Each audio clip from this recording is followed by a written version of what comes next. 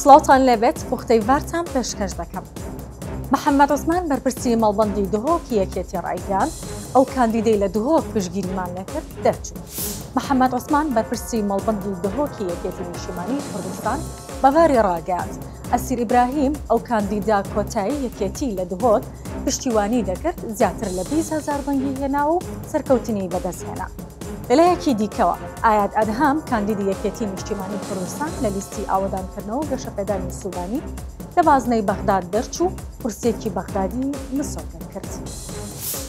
بێستون حەمەد ساڵح بەرپرسی مەکتەبی هەڵبژاردننی کۆمەڵی دادگەری بەڤاری ڕاگەیاند بە پێی ئەنجامە بەرایەکان کورسێکیان لە پارێزگای سلێمانی مسۆگەر کردو و براوەی کورسیەکەش ئەحمەد حاجی ڕەشیدە و نیوەی زیاتری دەنگەکانی کۆمەڵی بردووە.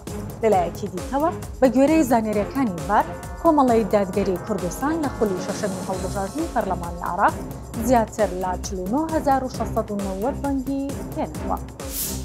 گوتەبێژی کۆمیسیۆنی باڵای سەربەخۆی هەڵبژاردنەکانی عێراق ڕایگەیاند ئەمڕۆ ئەنجامی بەرایە هەڵبژاردننی پەرلەمان بۆ خولی شەشەمی ئەنجومەنی نوێنەرانی عێراق ڕادەگەیەندرێت و 48 سکاڵاشمان بەدەستگەیشتووە. جومانە غەلای گوتەبێژی کۆمیسیۆنی باڵای سەربەخۆی هەڵبژاردنەکان بەڤاری ڕاگەیاند ژمارەی سکاڵا وەرگیراوەکان لە ماوەی 2 ڕۆژی دەنگدانی تایبەت و گشتیدا گەیشتووەتە 48 سکاڵا.